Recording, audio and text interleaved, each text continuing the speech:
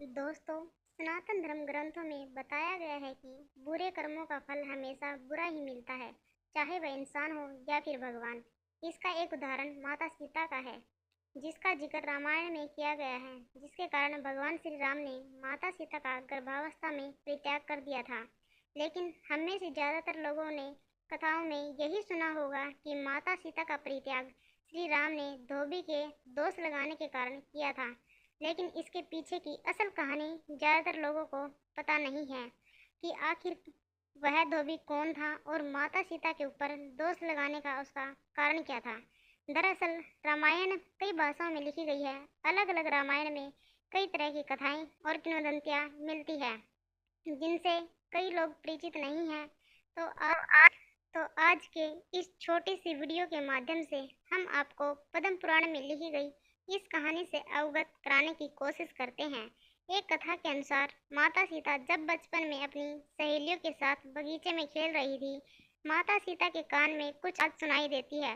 Coat तोते का जोड़ा पेड़ पर बैठे हुए भगवान राम और माता सीता के बारे में बातें कर रहे थे। उनकी बातों को सुनकर माता सीता का ध्यान उन पर गया। मादा तोता बोल रही थी कि अयोध्या के राजकुमार राम काफी प्रतापी राजा होंगे, उनसे यहाँ की राजकुमारी सीता का विवाह होगा।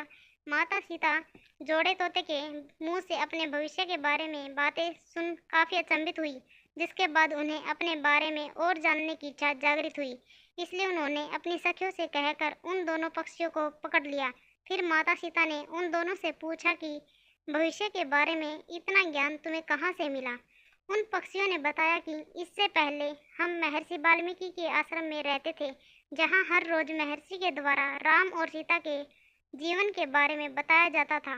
इसलिए हमें हर चीज कंठस्थ याद हो गई है। जिसके बाद सीता जी सवाल पूछती रही और दोनों जवाब देते रहीं। फिर सीता जी ने उन दोनों जोड़ों से कहा कि जब तक मेरा विवाह नहीं हो जाता, तुम दोनों मेरे साथ राजमहल में ही रहोगे और तुम्हें वहाँ सारी सुख सुविधाएं मिलेगी। सीता जी की बात सुनकर तोते का जोड़ा घबरा गया।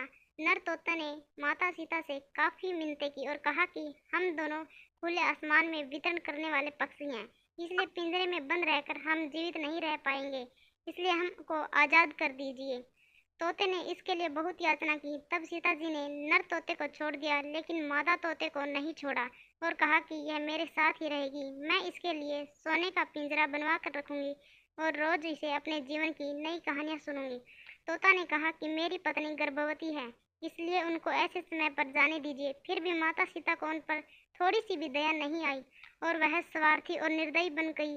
काफी मिन्नतों के बाद जब माता सीता ने तोते को आजाद नहीं किया, फिर मादा तोते ने सीता के ऊपर क्रोधित होकर श्राप दिया कि जिस तरह तुमने गर्भावस्था में मेरे पति से मुझको अलग कर दिया है, वैसे ही गर्भावस्था के दौरान तुमको भी पति वियोग सहना पड़ेगा। इतना कहते ही मादा तोता ने अपने प्राण त्याग दिए। उसके कुछ समय बाद ही नर तोता ने भी अपने प्राण त्याग दिए।